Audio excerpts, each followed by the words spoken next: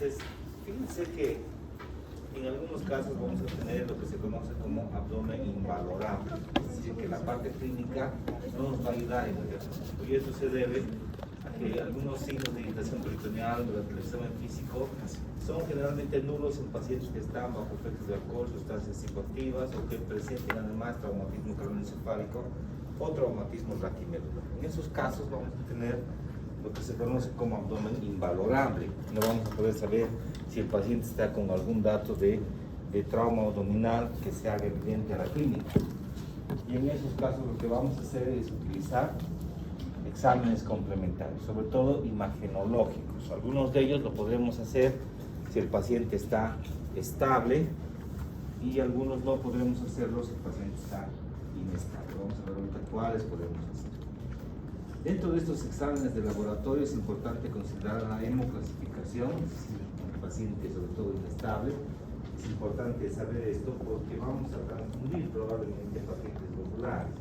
Tenemos que saber si el paciente pertenece a qué grupo sanguíneo, si tiene tipo o no, y si hay alguna reacción o con reacción cruzada. El hemograma básico nos va a servir sobre todo para ver la hemoglobina, aunque ya habíamos visto, si ustedes recuerdan, dicho que el descenso de la hemoglobina más bien es un dato tardío de una anemia, ¿no es cierto? Al principio puede haber una hemoconcentración y podemos encontrar hemoglobinas normales, ¿no? También nos ayuda a ver si el paciente tiene alguna otra alteración. Algunos pacientes toman anticoagulantes como la warfarina, por ejemplo, y acuérdense que el paciente puede estar con traumatismo raquimedular o traumatismo craneoencefálico bajo el efecto de alcohol, drogas, y no nos va a contar, no nos va a decir la ciencia cierta si tiene o no ese problema. Entonces vamos a poder ver igual su tiempo de protrombina, el nivel de plaquetas, etc. Es importante pedir amilasa en estos pacientes, no buscando una pancreatitis, sino buscando un trauma pancreático. El trauma pancreático, fíjense que es uno de los traumas más difíciles de diagnosticar, porque al encontrarse el páncreas en el retroperitoneo, la clínica, incluso si el paciente estuviera consciente, es muy diferente a si tuviera un problema a nivel de la cavidad peritoneal. No vamos a encontrar esa irritación peritoneal como lo haríamos, por ejemplo, en un trauma hepático o un trauma de vaso.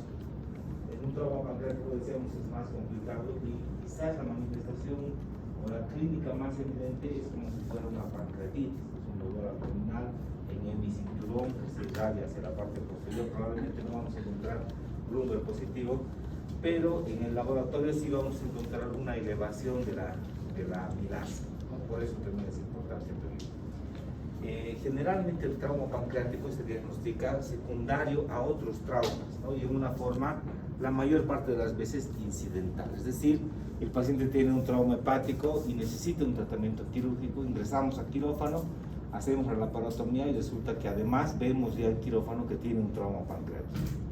Este trauma pancreático generalmente no se acompaña o no viene solo, generalmente viene acompañado de un trauma duodenal. Acuérdense que el duodeno rodea al páncreas en su mayor parte y por lo tanto los dos generalmente van juntos.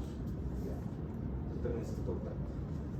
La glicemia es importante ver en nuestros pacientes. Algunos pacientes son diabéticos y podemos ver la inestabilidad o no metabólica en relación a los niveles de glicemia. El potasio en caso de que haya una lesión muscular a través de una radiodiálisis, la creatinina sérica, que nos van a traducir todo esto en una injuria renal. Cuando el paciente pierde sangre, puede además presentar una injuria renal aguda. Esto por un mecanismo que se llama prerrenal, es decir, llega menos sangre al riñón, esto va a provocar una necrosis tubular aguda y finalmente una falla renal. Esta falla renal, si es que no se restaura los valores normales, puede llevar a una falla renal crónica. Entonces es importante saber esto. Por una parte, para evitar la falla renal crónica, pero además es importante esto para nosotros poder administrar algunos medicamentos o sustancias de contraste. Acuérdense que los contrastes que se administran endovenosos se eliminan por vía renal. De manera que si hay alteraciones en la creatinina y el paciente está con algún dato de injuria renal, no vamos a poder hacer exámenes contrastados como vamos a ver después. Lo mismo el neuroanálisis. La prueba de embarazo es muy importante en mujeres fértiles. ¿Para qué será importante esta prueba en un paciente con trauma? ¿Qué nos interesa? ¿Para qué le pedirían una prueba de embarazo? a una paciente en edad fértil que haya sufrido un accidente.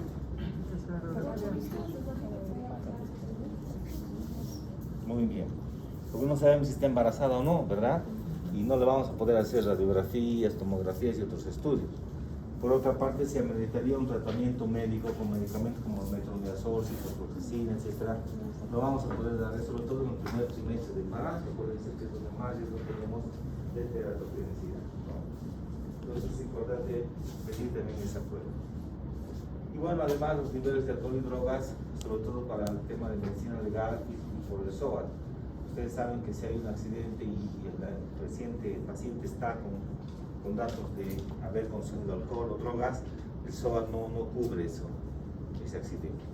Entonces el paciente tendría que pagar todo, los daños ocasionados a sí mismo, es decir, toda la cuenta hospitalaria y los daños ocasionados a otras personas, ¿no? Si es que hubo más de una víctima. Entonces, por todo eso es importante pedir estos exámenes que, si ustedes ven, son lo básico generalmente que pedimos. Y ya entrando en exámenes imagenológicos, vamos a pedir una radiografía de columna cervical en una proyección antero-posterior y lateral. Siempre debemos pedir esto. Acuérdense, en el ABC decíamos, en A había estabilidad de la columna cervical. Y si ustedes recuerdan, decíamos, hay que asumir que el paciente tiene una lesión a nivel de la columna cervical hasta no demostrarse lo contrario. Pues con esto vamos a demostrar que el paciente no tiene esa lesión. Siempre hay que pedir eso, no pueden olvidarse, es gravísimo si se olvida. Lo mismo una radiografía de tórax en una proyección posterior anterior, una radiografía de abdomen, esta puede ser de pies o de cúbito, la radiografía de pelvis, que también es importante pedir, la tomografía abdominal contrastado, la ecografía abdominal y pélvica, la uretrografía, la cistografía. Estos estudios, excepto la ecografía, solamente se hacen en pacientes que están estables hemodinámicamente. Si está inestable, no podemos hacer ninguna tomografía y menos estudios con contraste. Ese paciente, lamentablemente, no podemos hacerlo. La ecografía sí se puede hacer en un paciente inestable, ya habíamos visto cómo se hace el ecofaz, no necesitamos trasladar al paciente a ecografía, sino como un equipo portátil, perfectamente pudiéramos hacer. Bueno, vamos a repasar lo que bien saben ustedes en imagenología. ¿Qué es esto? Radiografía de columna cervical. ¿Qué proyección? API. ¿Qué hay?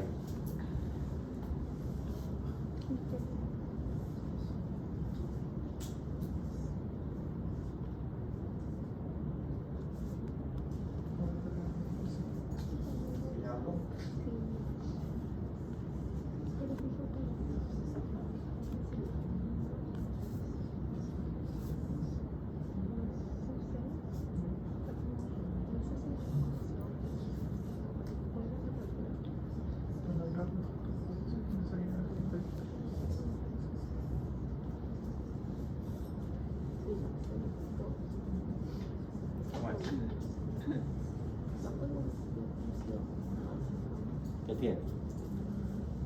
Que hay una disminución en la lordosis cervical.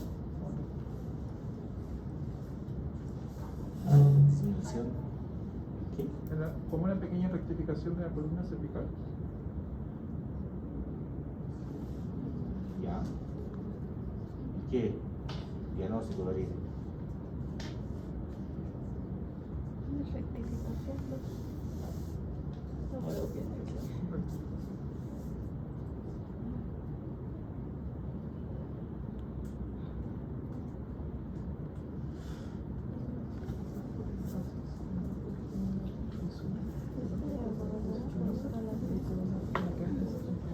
¿Qué? ¿Dónde está la C? La vía aérea está. La vía aérea está mal. No sé si algo ahí. Usted no sabe. Yo creo que estaba haciendo latigazo. Ajá. No es que hay.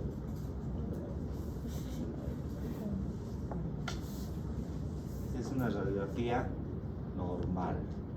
No tiene nada. Es lo que todos quisiéramos ver en un paciente. ¿Ya? Les he traído así a propósito porque me habían dicho que tienen algunos problemillas en imagenología, ¿verdad?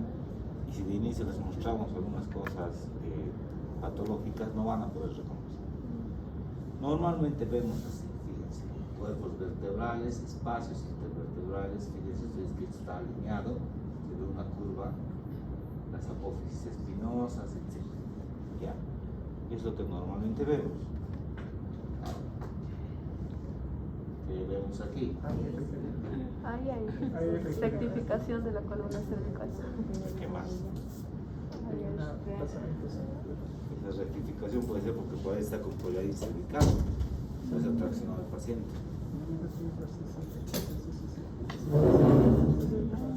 Entonces, ¿qué vemos?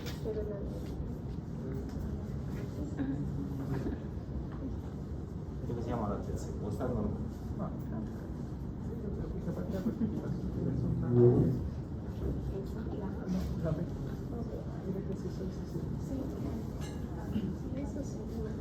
¿Está normal?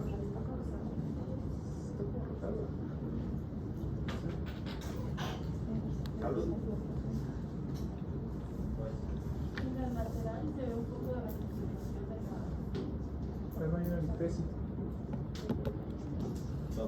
Sí, ¿verdad?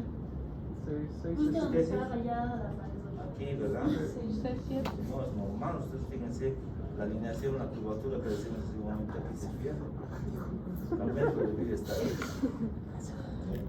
Se puede provocar una sección del lugar.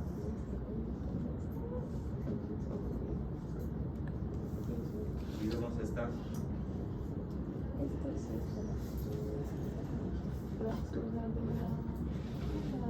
Normalmente debiéramos ver alineado la columna así como está bien. Fíjense cómo se pierde esa distancia por esta fractura. Pues con ustedes vieron busquen esta alineación en su cabeza, grábense que esto debiera estar alineado así. Cuando ustedes no vean eso van a encontrar la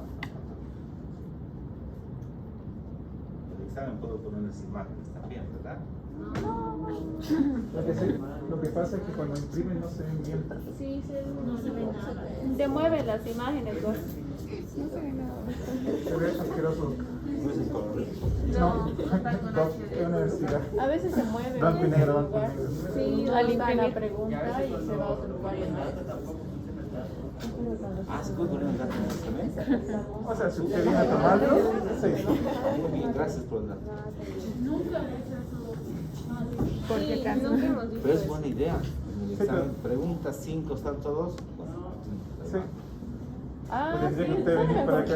Ajá, tendría que estar para acá. ¿Por qué? Porque los doctores, como no saben, no es cirujano, entonces no se van a equivocar. No sé. A veces uno le pregunta, doctora, ¿qué dice acá? Y no saben qué responder porque no es su área. Sí. Hoy con la tecnología también no son.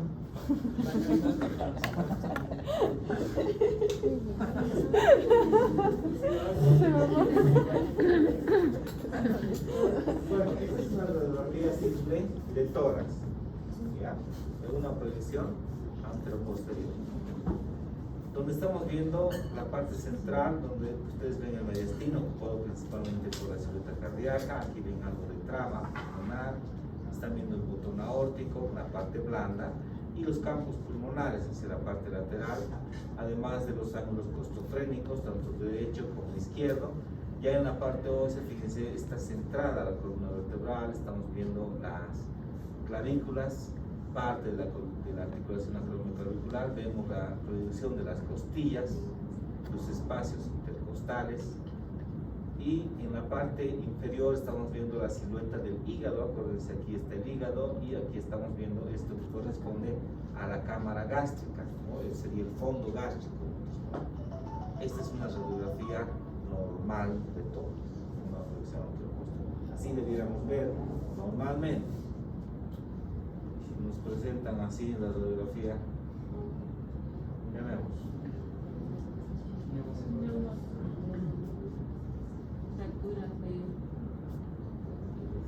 ¿Fracturas de qué?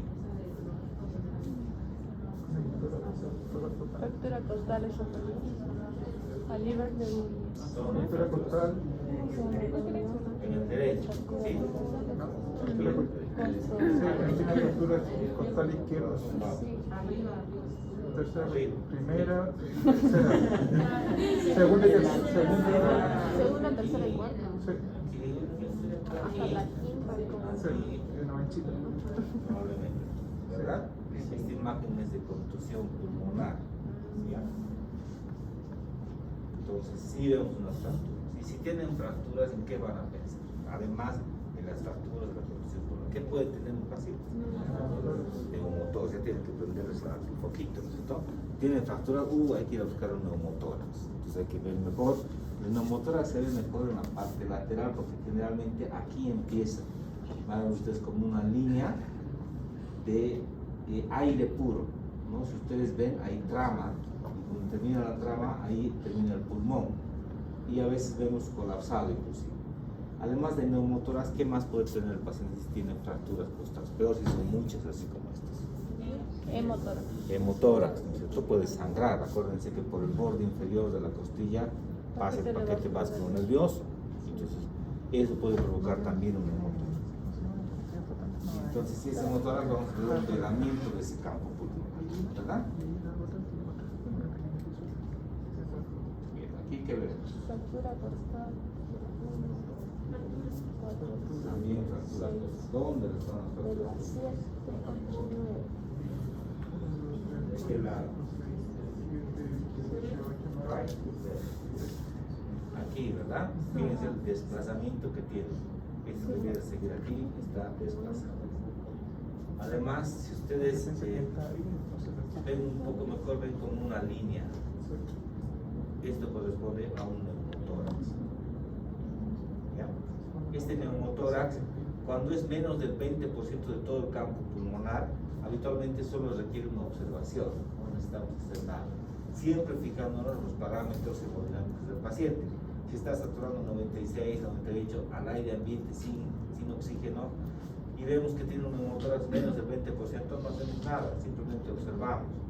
Pero si vemos que hay un descenso en la saturación, está en 80, 70%, y más del 20%, necesitamos hacer un tratamiento.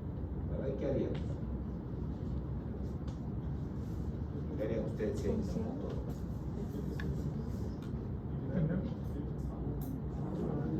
Una aguja. Descompresión. Tapa de agua. En su compresión con aguja, si estamos en un lugar donde no hay tubo de tórax, ¿verdad? Y si hay, estamos en un hospital de tercer nivel, cambiamos un tubo de tórax y ponemos un cilindro de agua, ¿verdad? Bueno, ¿qué vemos aquí? ¿Qué ven? Tiene una masa. Estamos descentralizadas las costillas. Los ápices están ensanchados. Si ven ápices ensanchados, el paciente está con alguna dificultad respiratoria, ¿verdad? ¿Qué más? Tiene como masas. ¿Tiene qué? Masas. Masas. Entonces tiene un tumor. Tumor al lado derecho. Tumor del lado derecho. ¿Qué puede ser? Cáncer de pulmón. Probablemente, ¿verdad? Sí. No tenía nada, dice la familia, hace 2 días. Se hizo una radiografía, estaba todo normal. ¿En 2 días puede haber un cáncer? No. Parece un colapso. Parece un colapso. ¿Y por qué estaría colapsado su pulmón? Por la línea está más del 20% del lado derecho. Del lado derecho. ¿Y en qué pensarían? Acuérdense que estamos en trauma, accidente traumático. Estaba llegando en auto, se chocó su vehículo, no estaba sin salón de seguridad y perdió todas las consecuencias. Voy a hacer una radiografía y oh surprise. Miren esto. ¿Qué es? ¿Cuál es el diagnóstico? Pueden hacer esto. Sí, por regulante puede ser un tornamento cardíaco. Neumotórax hipertensivo. ¿Qué va? Vean ustedes en el lado izquierdo que no hay nada, excepto algún poco de contusión pulmonar. La trama, aquí lo importante es ver la trama. Esta es la trama, ¿verdad? Fíjense cómo llega hasta el borde del tórax. Esta trama. Si hay trama, hay pulmón, está expandido. Ahora vean en el lado derecho, esta es la trama, ¿verdad? Y fíjense que se detiene aquí, no llega hasta el borde. Además se marca una línea, esta, que corresponde al pulmón colapsado. Y de aquí hasta el borde solo se ve aire. Esta imagen es muy parecida a esta que está fuera del paciente. Entonces es un neumotórax. Hipertensivo porque está colapsado, ¿verdad? Eso tienen que saber reconocer. Cuando estén en provincia, en un lugar solo, considerar que va a haber problemas. Se van a mostrar su radiografía. Y acuérdense que el único personal médico van a ser ustedes. Bueno, aquí vemos una imagen también de un neumotórax en menos del 20%. Probablemente si sacamos una fotocopia de esto no vamos a poder distinguir. Bien. ¿Y aquí qué vemos? El motor. Siempre vamos a asumir un accidente de tránsito con un antecedente traumático que es el motor. Entonces no vamos a decir, tiene un derrame cerebral. No es ese. Todo lo que se vea líquido en tórax asumimos que es sangre. Así como lo que veíamos líquido en el abdomen asumimos que es sangre, ¿verdad? En una ecófase. Lo mismo en esta parte. Todo lo que es líquido se ve de un color blanco, porque hay un velamiento, acuérdense, en una radiografía. Entonces aquí vemos un velamiento de la mayor parte del campo pulmonar del lado izquierdo. Entonces el paciente está con un neumotórax. Si nosotros, además de ver esto, vemos al paciente, seguramente vamos a escuchar disminución del murmullo vesicular en este campo pulmonar, y si percute en los espacios intercostales vamos a escuchar que matidez, ¿verdad? Sí tiene un neumotórax. ¿Qué hacemos? Tubo de tórax, conectado a sello de agua, ¿verdad? Que pleucostomía a sello de agua, ¿verdad? Bien. ¿Y aquí qué vemos?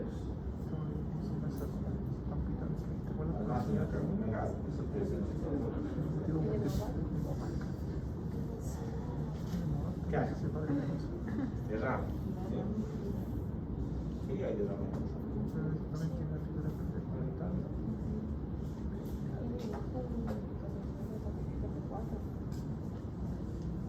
¿Qué es?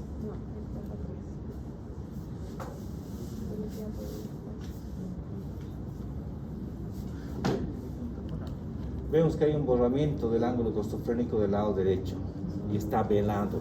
Con todo lo que es líquido habíamos dicho que asumimos que es sangre. También tiene un neumotórax de ese lado. ¿Ya? Bueno, esta es una radiografía simple de abdomen. Aquí estamos viendo la columna vertebral, fíjense la alineación de los cuerpos vertebrales. Vemos la progresión de los últimos cartílagos costales, parte de las últimas costillas. Además, en esta radiografía vamos a ver, fíjense, los huesos ilíacos, vamos a ver la síntesis del pubis, la articulación sacra, la coxis, la articulación coxofemoral, de ambos lados. La mayor parte de las veces, esta imagen vamos a ver. Yo hago una radiografía simple de abdomen. Esto a veces es un poco dependiente de la edad del paciente, del tamaño del paciente y a veces del volumen del paciente. Cuando veamos alteraciones patológicas, vamos a ver que se realizan dolores incluso bien complejos en una radiografía. No hay una placa del tamaño del paciente. Entonces en esos casos hacemos como si fuera rompecabezas o cuadrantes. Lo unimos así para ver. Bien complejo el paciente ver, no nada fácil. Acuérdense que en una tomografía, conocen un tomógrafo, ¿verdad? Conocen, ¿verdad? Es como un tunercito, una especie se repuesta y entonces empieza a girar los coros. ¿Se han fijado el tamaño de esa camillita? Es angosta, ¿verdad? No soporta mucho peso. Un paciente obeso no hay cómo hacer una tomografía. La ecografía de un paciente obeso también es bien complicada. El transductor ve más tejido adiposo que la parte interna. Y operar después se puede abrir grande y arriba parece que vamos a ver una cosa así. Lo haremos por la laparoscopia, decimos así, no estamos estirando, traccionando. Nuestro trocar se queda en la grasita, en el tejido adiposo. Bien complejo los pacientes. Ya, pues hay que tratar de recordar, por favor. Bueno, por lo menos este intento, escuchamos un poco, ¿verdad? Bien, ¿qué vemos aquí? Nivel Nivel aéreo, cicloaéreo, muy bien. ¿Y por qué hay nivel cicloaéreo? obstrucción intestinal. Puede ser por una obstrucción intestinal, pero acuérdense de un evento traumático.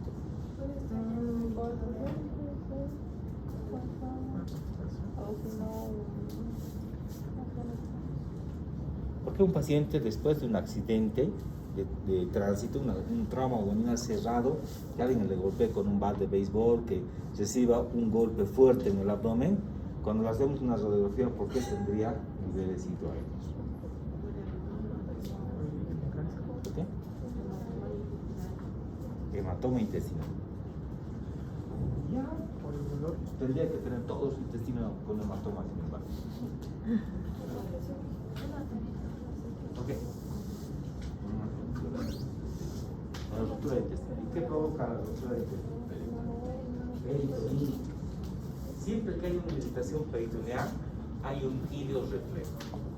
Ustedes saben que el tránsito intestinal, o lo que ustedes auscultan como ruidos hidroaéreos que decimos, ¿no es cierto?, son nada más que los movimientos del intestino delgado. Si el intestino delgado se mueve, no hay acumulación de gas ni líquido, todo eso se mezcla y avanza. Entonces no vamos a ver nada. Vamos a ver seguramente una imagen normal así. ¿Ahí ven algún nivel hidroaéreo? No, porque está mezclado todo y está avanzando. Cuando hay una irritación peritoneal, el intestino se paraliza, entonces no avanza. Y si no avanza, acumula gas y líquido en su interior. Y ustedes saben que el agua y el aire no están juntos, se separan, ¿verdad? Entonces al separarse, vamos a ver niveles hidroaéreos. Entonces, si ustedes ven esta imagen, hay como una línea, ¿verdad?, horizontal, y luego vemos esta imagen así. Si completáramos esta imagen, veríamos probablemente así la silueta del intestino, además distendida porque no está avanzando, no se está contrayendo. El líquido se ve en una radiografía de un color blanco, ¿no?, como un velamiento, y el aire de un color negro. Entonces probablemente el intestino sería todo esto, abajo está el líquido y arriba está el aire. ¿Ya? Si auscultamos a este paciente el abdomen, vamos a escuchar disminución de los ruidos hidroaéreos y a veces en casos más graves incluso abolición de los ruidos hidroaéreos.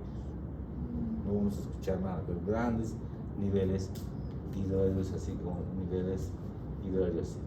¿Y aquí qué vemos?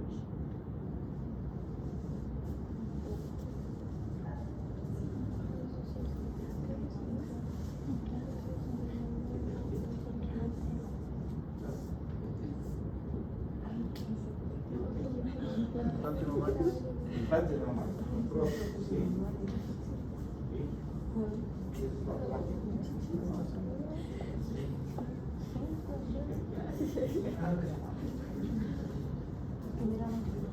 Pueden equivocarse, están estudiando, estamos estudiando derecho. Si alguien me dice el corazón está en la rodilla, puede. Cuando sean médicos o cuando sean internos, prohibido equivocarse. A veces los van a sancionar. Un fin de semana. Parecen prótesis mamarias. Prótesis mamarias, ¿no? Se han caído un poquito. Parece por el surco que hay debajo. Porque debieran estar probablemente un poquito más arriba, ¿no es cierto?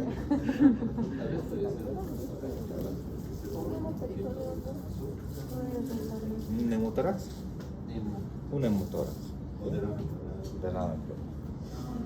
¿Puede ser un estado también? Neumotórax. ¿Por qué? Por el espacio que Muy bien.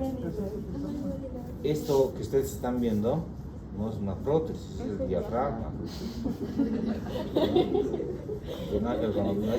Aquí sería su prótesis del paciente. Aquí se pone, ¿verdad? Ese es el diafragma. Si ustedes recuerdan, debajo del diafragma en una radiografía de tórax habíamos visto que está el hígado, ¿no ven? Y fíjense que hay una separación entre el hígado, que es este, y el diafragma. Y hay una interposición de aire, porque el aire se ve negro, acuérdense. Entonces, si vemos esta imagen, ¿qué pensamos? Neumoperitonitis. ¿Pero qué más? ¿Por qué habría aire aquí en un paciente que ha sufrido un accidente? Un golpe, una perforación. Es una perforación de víscera hueca.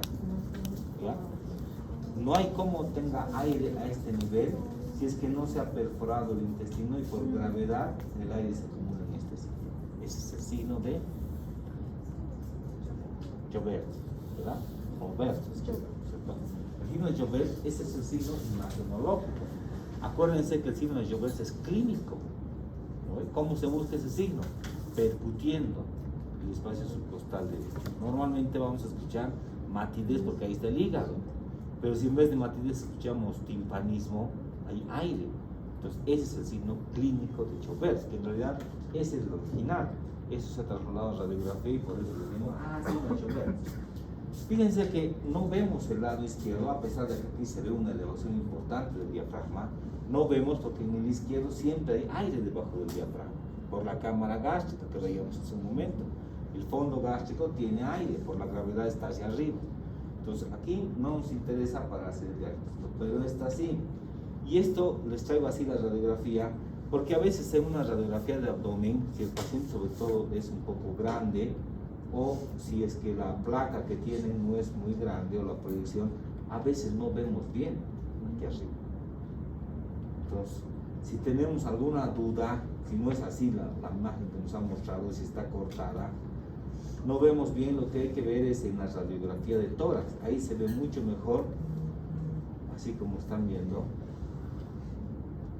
el signo de Joubert imagenológico. Entonces, volvemos a la radiografía si se nos ha pasado y vemos, hacia que hay aire. Entonces asumimos que esto es perforación de víscera buena, hasta no demostrarse lo contrario. ¿Y qué haríamos? Si tenemos una sospecha de perforación de víscera buena. La parotomía exploratoria, ¿no? Entramos a operar al paciente, se va a quirófano, ¿no es cierto? Esta es una radiografía de pelvis. Normalmente cuando ustedes piden pelvis AP, esto les va a mostrar la imagen. Va a mostrarles los huesos ilíacos, la articulación con el hueso sacro, coxis un poco más abajo, las últimas vértebras lumbares, dependiendo del tamaño del paciente, puede ser 3, 4 o solamente 2 cuerpos, así como están viendo, la articulación coxofemoral de ambos lados y la sínfisis del glúteus. Además, todo esto alineado, así como ustedes están viendo. Esta es una radiografía normal de pelvis, ¿ya? Si hubiera alguna alteración, probablemente encontraríamos así. Ahora comparen con la anterior, aquí es muy evidente una fractura de la sínfisis del glúteus. Si le hacemos una tomografía porque el paciente está estable, vamos a encontrar esta imagen que es igual de una tomografía. Entonces hay que tener mucho cuidado con las fracturas pélvicas. Siempre hay que sospechar en un paciente, sobre todo con trauma abdominal cerrado, porque sangra muy rápido y acumula el paciente mucha sangre antes de que se haga evidente clínicamente. ¿Qué hacemos en esos casos? No movilizamos al paciente. Cada trazo fracturario es como un cuchillo en este paciente. Entonces va a lesionar más vasos, va a seccionar músculo y va a sangrar más el paciente. Entonces generalmente lo inmovilizamos. Bueno, ¿qué es? Fractura descapular desplazada de fémur derecho, ¿sí? Sin leer. ¿Ya? Bien. Si hay una fractura de cadera, ¿cómo veríamos al paciente clínicamente? Acortamiento de miembro afectado y rotación externa, está caído. Ah, caray, tiene un pie más chiquito que el otro. No, tiene una fractura. Bueno, en algunos pacientes vamos a hacer estudios de tomografía, habíamos dicho, ¿no? ¿En quiénes hacíamos tomografía? En pacientes estables. Estable hemodinámicamente. Los pacientes que estén estables hemodinámicamente, solo en ellos vamos a hacer eso. ¿Lo ven? ¿Qué vemos en esta imagen?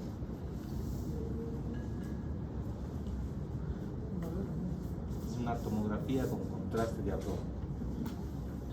¿Qué hay? ¿Qué les llama la atención?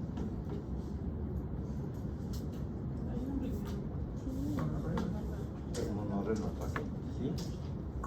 ¿Sí decimos? Solo tiene un riñón.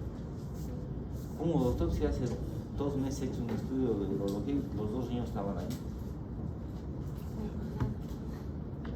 No, sí, doctor. Corte, Está más abajo. Hay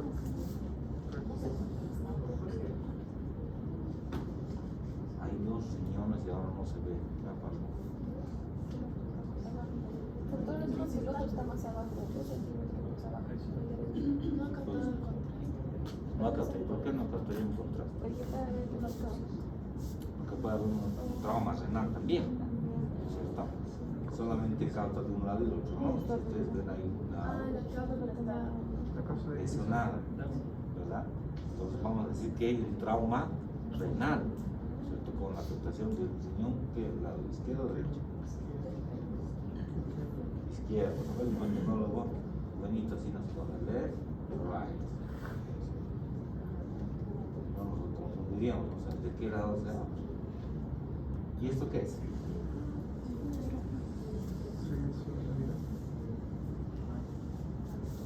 Es una acumulación de nutrientes en la cápsula.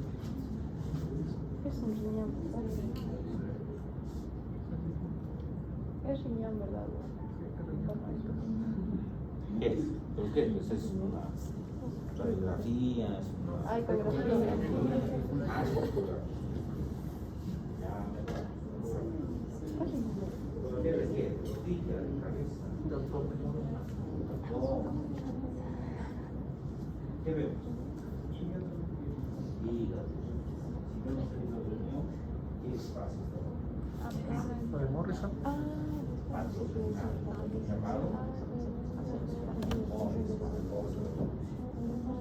¿Hay alguna alteración en ese espacio de Morrison? Está ocupado por líquido. Hay un líquido en ese espacio. Esto que ven negro, ¿verdad?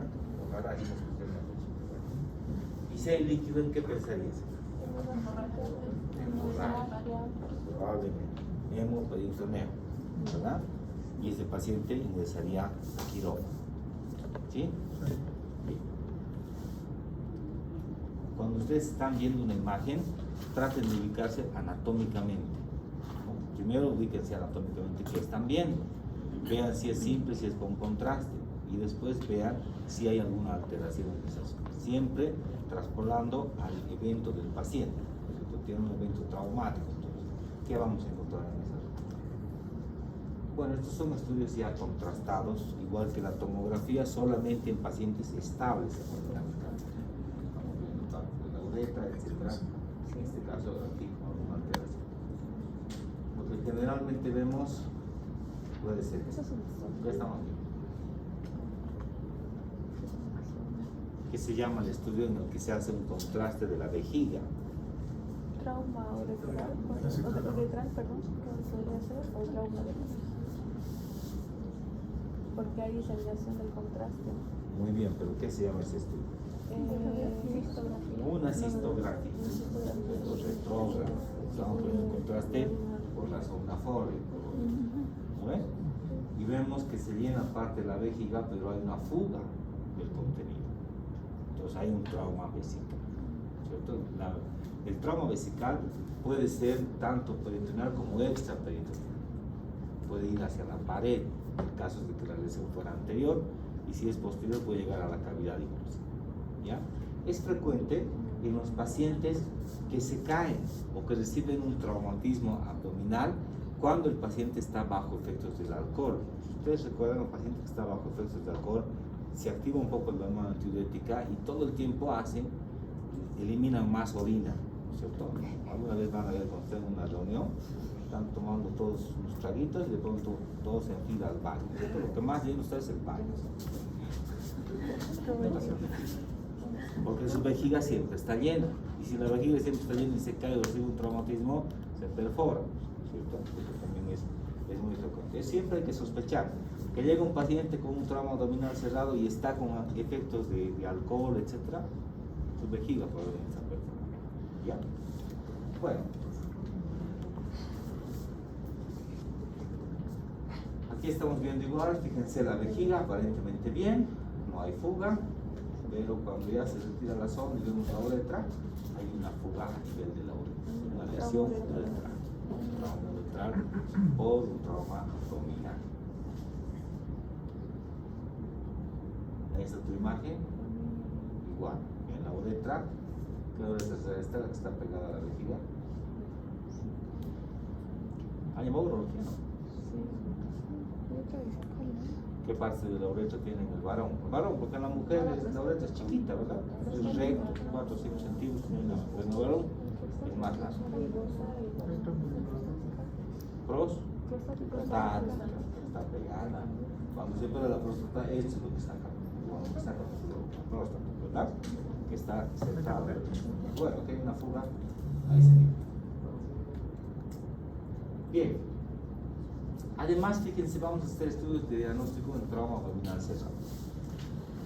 Si tenemos todavía duda y no sabemos en un paciente con trauma abdominal si tiene o no lesión de algún órgano abdominal, puede ser maciza, con víscera maciza como el hígado o el vaso, o de víscera hueca como el intestino. Si tenemos una duda, podemos hacer algunos estudios, dentro de ellos el lavado peritoneal diagnóstico, la ecofaz o la tomografía con contraste.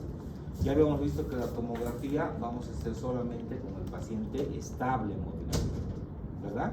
Si está inestable nuestro paciente, no podemos hacer tomografía, por lo tanto está descartado. Tenemos solo dos opciones: o hacemos el lavado peritoneal o hacemos el ecofaz. Si tenemos nuestro ecógrafo portátil, hay alguien que esté entrenado, hacemos el ecofaz y para de contar. Si no hay ecógrafo, estamos en la provincia, etcétera, o nadie sabe manejar el ecógrafo, o sea, quemado, no hay luz, lo que fuere, no podemos hacer esto. Entonces nos quedaría solo este método para diagnosticar si no hay lesión en la cavidad peritoneal, lavado peritoneal, ¿verdad?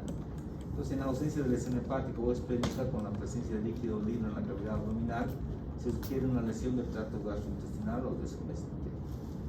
¿Cómo se hace el lavado peritoneal diagnóstico? Como han visto, según sus altos estudios en cirugía 1.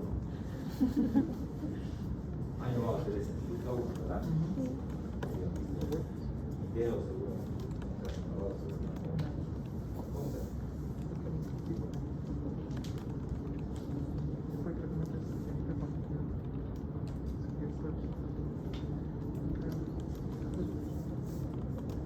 ¿Cómo haríamos?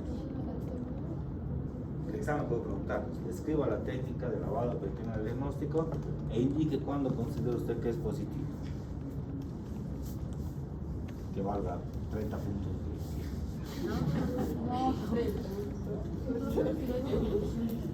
¿Verdad? ¿Cómo? Bañamos al paciente. Bolsa arriba y otra abajo, entonces va pasando el líquido y vamos analizando lo que va cayendo al siguiente bolso Ya, ¿y para qué haríamos eso? para ver si hay el color que sale como hemorragia o algo. Allá sale rojo, está sangrando. Más o menos.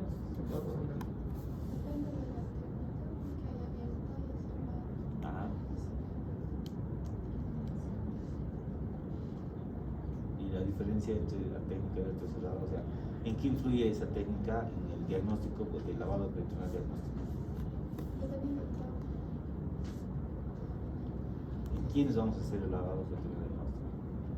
¿En trauma abierto o cerrado? Cerrado. En el abierto no hacemos estos estudios. El abierto, si ustedes se dan cuenta, el manejo es más fácil. Si tiene una lesión por arma blanca o por arma de fuego, aquí hacemos cosas. El paciente tiene que ir al quirófano y arriba lo exploramos. ¿Cierto? Abrimos la cavidad y revisamos si no hay una lesión interna. El problema es cuando tiene trauma cerrado. Ahí no sabemos si hay una lesión interna o no. Ojalá tuviéramos unos ojos de Superman, láser, lo que fuera, que pudiéramos ver. No tenemos esa capacidad todavía, tal vez en unos años, pero ahorita no. Bueno, hay dos técnicas, si ustedes recuerdan, la técnica cerrada o abierta, pero estas técnicas son simplemente de ingreso a la cavidad, no modifica en relación al diagnóstico. Que ustedes le hagan cerrada o abierta, pues da lo mismo, va a depender de cuánto entrenamiento tengan. La diferencia entre ambas, cuando vamos a hacer cerrado, utilizamos la técnica de Seldinger. ¿Se acuerdan en qué consiste la técnica de Seldinger? Como no hemos visto. Hemos visto en varios acápites de la teles. Cuando hacíamos una cricotiroidotomía con la aguja, utilizamos la técnica de Seldiche. Cuando utilizamos otra técnica, por ejemplo, de una descompresión con aguja de tórax, utilizamos técnica de Seldiche. Pericardiocentesis con aguja, técnica de Seldiche. Cuando colocamos una vía central, una punción subclavia, técnica de Seldiche. ¿Se acuerdan? Primero la aguja, después la guía, retiramos la aguja, ampliamos en la piel un poquito, dilatamos el trayecto con un dilatador y luego el catéter y retiramos la guía. Esa es la técnica de Seldiche. Entonces podemos hacer esa técnica para ingresar a la cavidad peritoneal. Hacemos una punción en la línea media, puede ser periumbilical, infraumbilical de preferencia, salvo que haya adherencias intraumbilicales, incluso en él estaría contraindicado, entre comillas, o que haya una mujer en un segundo trimestre de embarazo, por ejemplo. Si no, en la línea media hacemos esa función, ingresamos así con nuestro catéter y ya estamos dentro de la cavidad. En la técnica abierta utilizamos la técnica de Jason, que es de mini laparotomía. Han debido ver ustedes cirugía laparoscópica, ¿verdad? De vesícula, apéndice, lo que ustedes quieran. El primer puerto, el primer puerto que se pone es con una mini laparotomía, cuando no utilizamos la aguja de Beres. Si hacemos un corte en la piel del paciente, cortamos la grasita del tejido adiposo, identificamos la aponerosis y traccionamos arriba, con puntos o con pinzas fuertes como el cojo. Y luego cortamos esa aponerosis con un bisturí. Luego vamos con las Kellys y levantamos el peritoneo parietal arriba y cortamos el peritoneo parietal. Y ahí estamos en la cavidad. Es la técnica abierta. En ambas técnicas vamos a dejar un catéter dentro de la cavidad peritoneal, que puede ser el catéter subclavio inclusive, ¿no es cierto? No necesitamos que sea algo especial, diferente, etc. Ahora bien, en esta técnica de lavado peritoneal diagnóstico tienen 3 fases, pero no significa que ustedes van a hacer las 3 fases obligatoriamente, sino si en la primera fase sale positivo, no vamos a la segunda ni a la tercera, ahí nos quedamos. Si tenemos dudas en la primera fase, pasamos a la segunda fase. Si en la segunda fase sale positivo, no hacemos la tercera. Y si en la segunda tenemos dudas, recién vamos a la tercera fase. ¿Cuáles son estas fases? Lo primero que hacemos cuando el paciente ya tiene el catéter dentro es conectar ese catéter a una jeringa de 20 cc, ¿ya? Y aspiramos. Si sacamos más de 10 cc de sangre, es positivo. Si al aspirar sacamos resto intestinal, líquido bilioso, etc., es positivo. Y ahí quedó nuestro lavado de peritoneal diagnóstico, no hacemos nada más. Decimos positivo, el paciente debe ir a quirófano. ¿Ya? Si al aspirar sacamos menos de 10 cc de sangre, puede ser que si es la técnica cerrada, al hacer la punción hayamos pinchado algún vasito de la pared y eso esté sangrando. Pero eso va a ser menos de 10 cc. Entonces no sacamos nada, finalmente aspiramos y no sale nada. Ahí vamos a la segunda fase. Desconectamos nuestra jeringa y conectamos un equipo de venoclisis, el equipo de suero que les ponen a los pacientes. Y lo conectamos eso a 1000 cc de solución fisiológica. Lo ponemos un poco alto y podemos así ingresar a chorro al paciente, ¿no? Ingresa todo el líquido de la solución fisiológica, que debe ser atemperada, por cierto, no fría, ¿ya? No tenemos problema. Una vez que ingresado está colgado hacia arriba, los 1000 cc, movemos al paciente un poquito, siempre y cuando se pueda con la columna cervical, para que se distribuya ese líquido. Esto que estaba aquí arriba, lo bajamos por debajo de la posición del paciente. El paciente está, imagínense, esta es la camilla, aquí está el equipo de suero, ¿no es cierto?, con los 1000 cc, ha terminado de pasar los 1000, descolgamos y lo ponemos al piso. Entonces ahora por gravedad eso va a salir. Vamos a recuperar parte de ese líquido. No vamos a recuperar los 1000 cc, por supuesto, pero los 200 o 300 va a salir. Y nos fijamos, si sale sangre, es positivo. Si sale bilis o contenido intestinal, es positivo. Si sale un líquido turbio, ahí tenemos dudas, ¿no es cierto? Normalmente el líquido que sale debe ser transparente. Dicen que si ustedes agarran una bolsa y ponen un periódico detrás, se debe leer las letras. Si hay dudas, entonces tomamos parte de ese líquido que hemos recuperado del paciente y mandamos al laboratorio y le decimos a la bioquímica que nos determina la cantidad de glóbulos rojos, glóbulos blancos, LDH, la amilasa, etc. Y dependiendo de si hay alguna alteración de eso, decimos que es positivo. Esa es la tercera fase. ¿Ya? ¿Se entiende? ¿No se entiende? ¿El examen va a poder responder? Bueno, este lavado peritoneal diagnóstico entonces es un procedimiento útil para el diagnóstico de hemoperitoneo, lesión de víscera hueca con contaminación.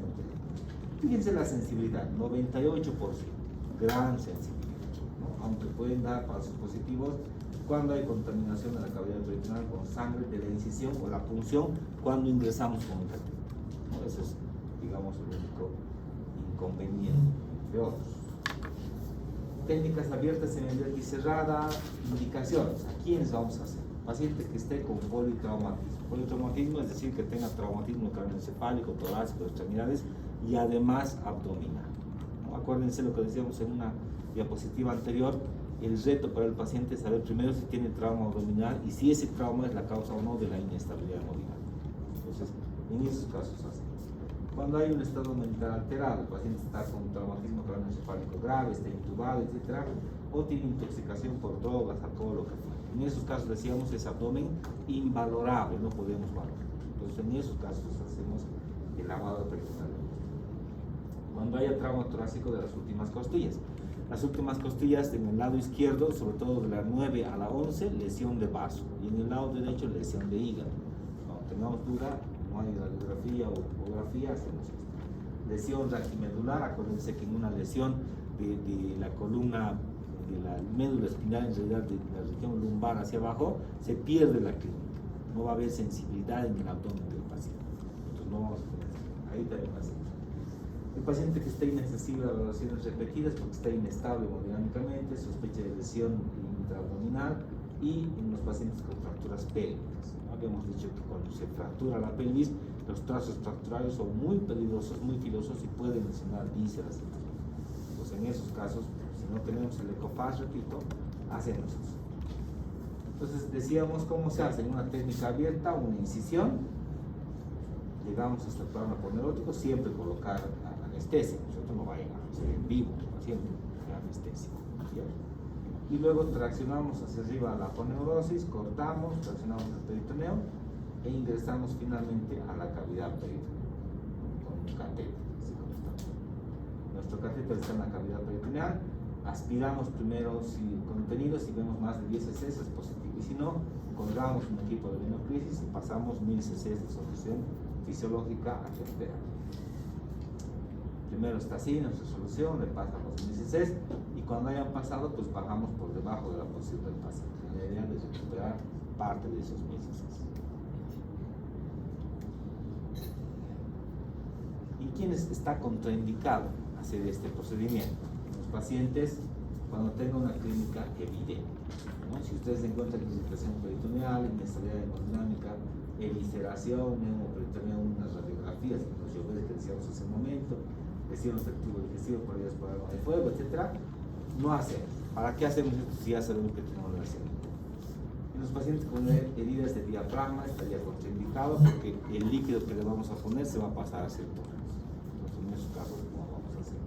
Lesiones del tubo digestivo por heridas por arma de fuego, toda lesión por arma de fuego debe ingresar a quirófano del paciente. Es muy difícil que uno reciba impactos de proyectil de arma de fuego y no haya lesión intraabdominal. Nosotros no sé si les comenté, pero casos súper anecdóticos pueden pasar. La caja pasó hace 6-7 años atrás.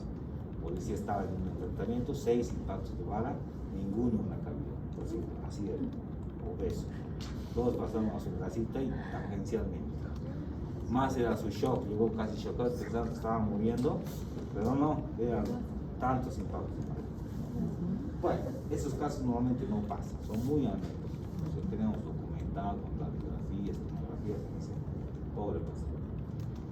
Bueno, operaciones abdominales previas en el tema de que puede haber adherencias abdominales, ¿no es cierto? Una obesidad mórbida, decíamos, cirrosis hepática. Esta obesidad mórbida, porque imagínense el panículo adiposo, ¿no? Una incisión de 2 centímetros para llegar, no llegamos, ¿no es cierto? queremos hacer técnica de Seldinger por función, no vamos a encontrar una aguja, tendría que ser así nuestra aguja. Entonces, fíjense lo complicado que son estas funciones. Todos sufrimos. O sea, cuando uno está en la guardia de un paciente obeso, así. Ya, no, vamos. Bueno, acidosis avanzada, coagulopatía, embarazo de trimestre está contraindicado. Bueno, antes de ver complicaciones, veremos por si todavía queda alguna duda. Algún video creo que tenemos.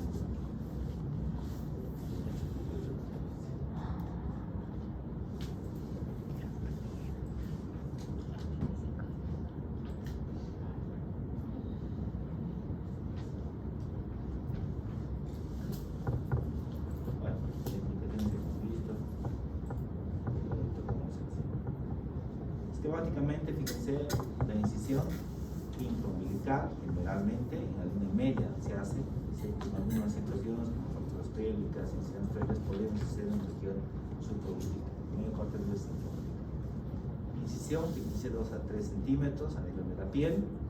Esta incisión es vertical. Esa es la técnica abierta, acuérdense. Hacemos una separación del tejido celular subcutáneo hasta encontrar el plano aponeurótico. Ese blanco que están viendo es la aponeurosis, ya la línea alfa. Entonces, traccionamos arriba porque para no lesionar lo vemos interno. Entonces, esa tracción se puede hacer colocando 2 puntos laterales con un hilo fuerte, o un prolene de 1, por ejemplo, o una seda, o con 2 pinzas cómodas. Luego abrimos la aponeurosis. Fíjense, de 1 a 1,5 centímetros. Ya es más chiquita la incisión aquí. Luego tomamos una pinza que generalmente vamos a buscar el peritoneo parietal. Traccionamos arriba, peritoneo, y lo que hacemos es abrir, cortamos. Esa incisión es más chiquitita todavía, 2 a 3 milímetros. Y ya estaríamos en la cavidad peritoneal. La técnica cerrada a través de la técnica de Seldinger, con una aguja, con una guía, etc.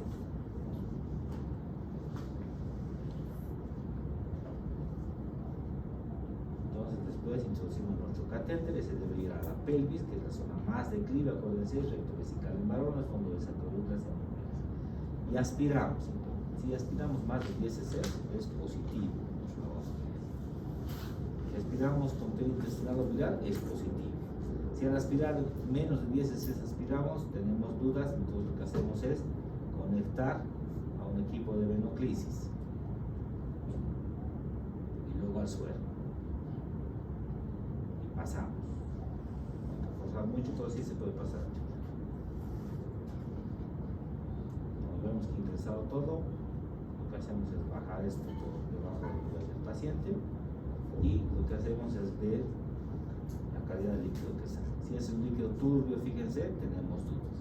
Si es sangre, contenido biliar, etc., es positivo el lavado peritoneal.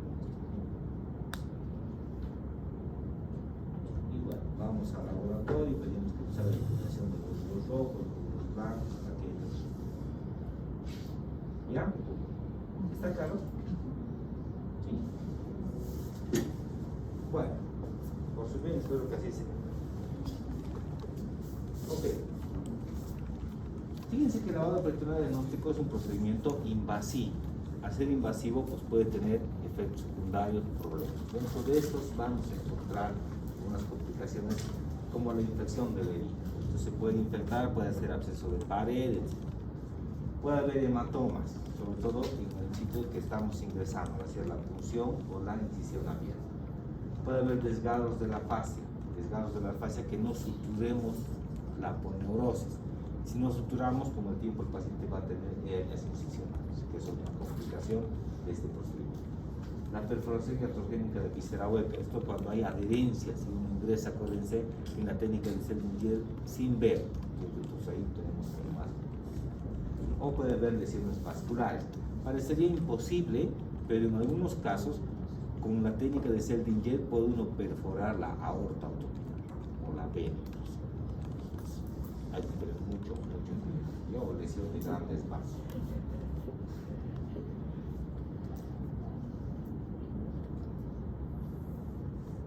Bueno, ¿cuándo es positivo?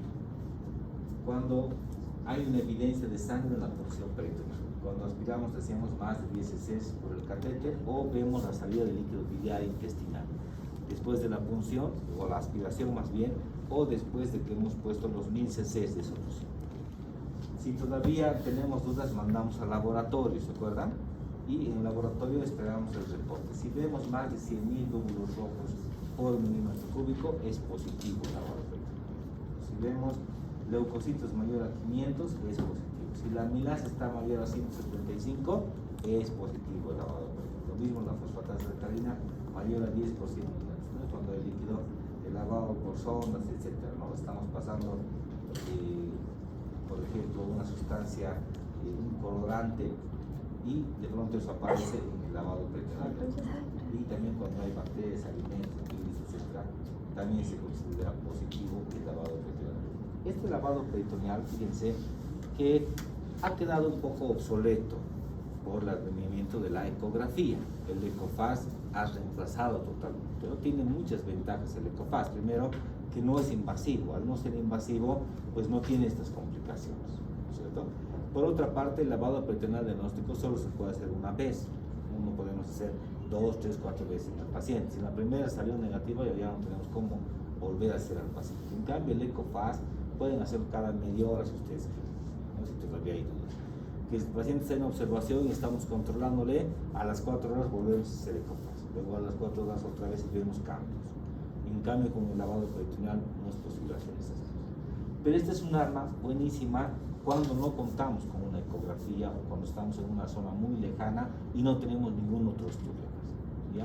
No requiere de un alto entrenamiento, con un entrenamiento básico pueden ser ustedes capaces de hacer. No es esto necesariamente terreno exclusivo del cirujano, como algunos creen.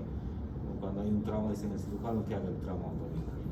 El médico emergenciólogo no quiere, no es así. Los médicos generales, licenciados en enfermería, pueden hacer este procedimiento si tienen un entrenamiento. ¿Ya? Bien, finalmente, hemos llegado al diagnóstico de que el paciente está con trauma abdominal abierto o trauma abdominal cerrado y por lo tanto requiere una intervención quirúrgica. Entonces, vamos a ver la laparotomía. La laparotomía significa abrir la cavidad peritoneal y entrar y revisar. Generalmente ponemos la laparotomía explorada.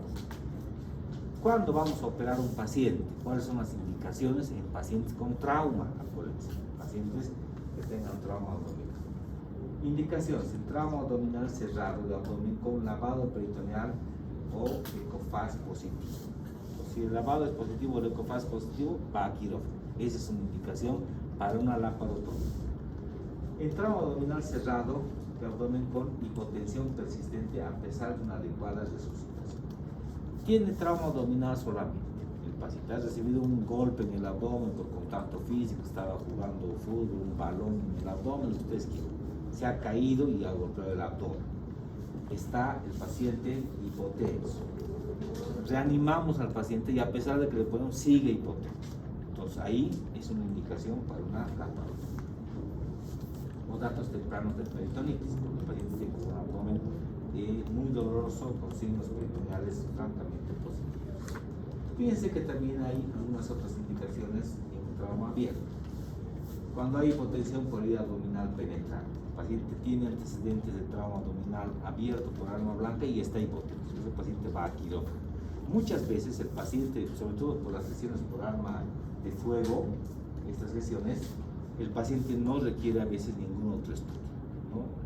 Llega al hospital con heridas de arma de fuego y no hacemos nada. En el camino a quirófano le sacan sangre para tipificar, para todo, pero va directamente a quirófano. No hay ningún otro estudio que podamos hacer porque este paciente es de exclusivo terreno quirúrgico. Entonces, cuando haya sangrado en el estómago, recto, tracto peritoneal debido al trauma penetrante. El paciente está con antecedentes de trauma penetrante por arma blanca o arma de fuego y acuérdense lo que decíamos, dedos y sondas en todos los orificios. Le ponemos una sonda nasogástrica y sale sangre por la sonda nasogástrica. Entonces ese paciente tiene una indicación quirúrgica. Le hacemos un tacto rectal y al salir vemos nuestro dedo manchado de sangre. y tiene antecedente de trauma abierto. Entonces ese paciente también va a cirugía, es una indicación clínica. Las heridas por arma de fuego decíamos que involucran la cavidad peritoneal o estructuras retroperitoneales vasculares o arteriales. En realidad todas las heridas por arma de fuego en abdomen deben explorarse, excepto esos casos que les comento muy alegres. Ustedes vean siempre que todos los pacientes por arma de fuego deben ingresar a quirófano para una exploración. Fíjense que los estudios imagenológicos que habíamos visto también pueden ser causa de una laparotomía. Entonces, según indicaciones radiológicas, ¿a quiénes vamos a operar? Cuando en la radiografía veamos aire libre, presencia de aire en el retroperitoneal o ruptura de diafragma en trauma cerrado, que hay un signo de Joubert positivo, es un signo imagenológico o una indicación más bien imagenológica de una laparotomía. El paciente va así. Bueno, después del trauma cerrado penetrante en una tomografía con medio de contraste se demuestra ruptura del tracto gastrointestinal, lesión de vejiga intraabdominal, lesión del pedículo renal o lesión severa del parénquima. Esto, acuérdense, cuando el paciente está estable hemodinámicamente. Entonces estaba inestable, lo reanimamos, se estabilizó, aprovechamos esa estabilidad para hacer un estudio contrastante, una tomografía. Y ahí vemos cualquiera de estas indicaciones y el paciente va a quirófano. ¿No? Para recapitular un poco, presencia de Joubert positivo o aire diafragmático, un paciente con trauma abdominal cerrado. Lesión importante a nivel del abdomen en un estudio contrastado del abdomen. Tenemos parte del estómago, herida por arma blanca. ¿Qué vemos aquí?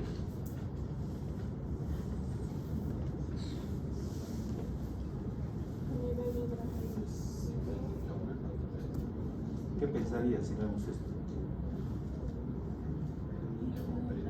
Neumoperitoneal. ¿Sí? El diafragma estaría cerca al ápice. No es tan elástico el diafragma, ¿verdad? Les voy a ayudar por la hora. La auscultan y escuchan ruidos hidrógenos. Tórax.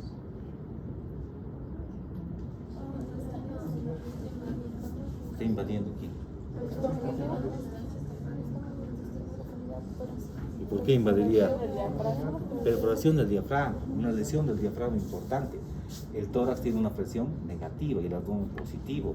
Si se perfora el diafragma, cualquier contenido de la cavidad se va a subir al tórax por esa diferencia de presión. ¿Verdad?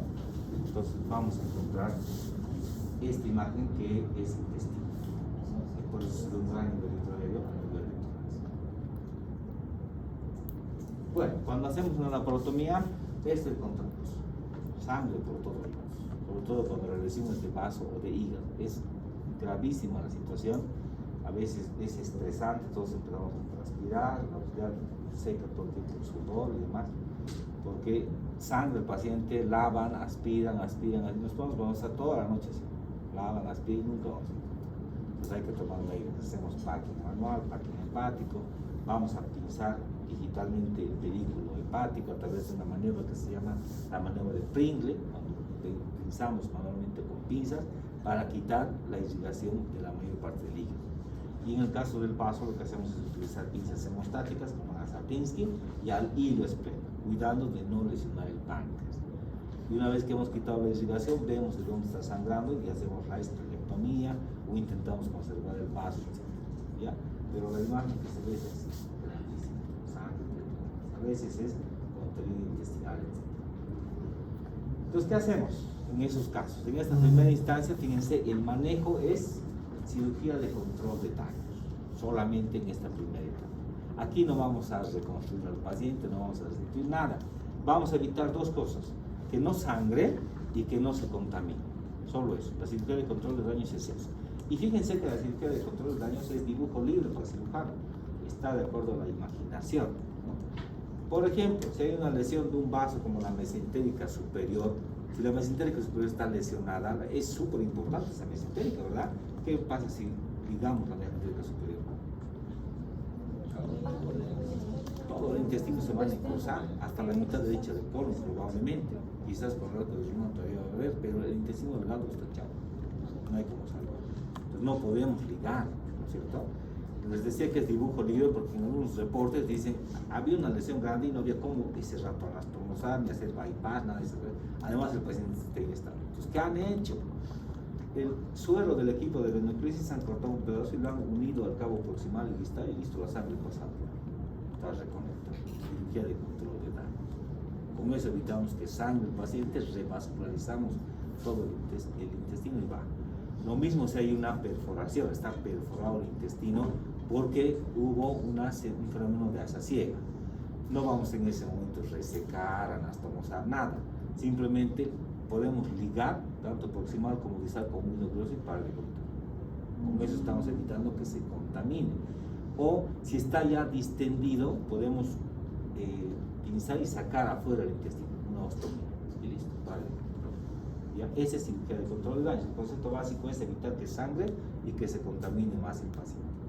Estos pacientes van en laparostomía contenida, es decir, se pone un plástico después de haber lavado y se aproxima solamente la piel del paciente y van a terapia intensiva.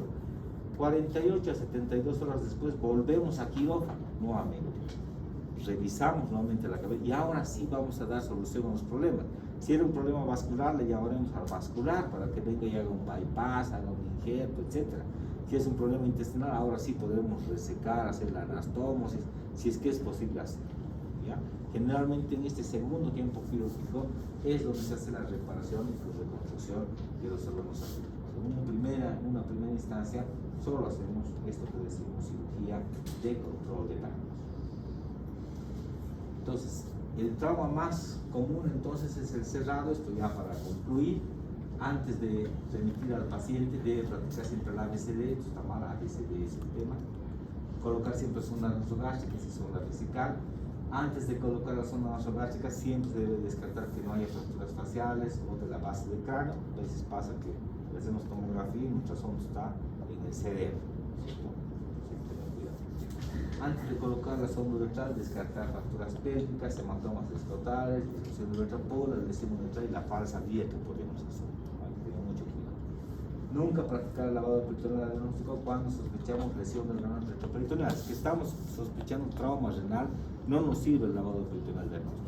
Nuestro líquido del lavado no va a llegar al retroperitoneal. Entonces no sirve para hacer eso. ¿Ya? Y bueno, no deje pasar lesiones de páncreas, duodeno o de riñón. Las lesiones de páncreas y duodeno son las más difíciles de diagnosticar. Esas a veces son las que más mortalidad producen en el paciente por la demora en el diagnóstico. No olvide practicar tacto rectal y vagina. Siempre hay que hacer tacto rectal. Acuérdense, dicen es mejor meter el dedo que meter la mano. Y realizar cualquier prueba de diagnóstico un paciente que esté siempre hemodinámicamente estable, no en los pacientes inestables. Bueno, hasta aquí habíamos visto la PLS y hasta aquí va a ser nuestro examen la semana que viene. ¿Ya? Doctor, una pregunta. ¿Será que nos podría mandar esa presentación a WhatsApp?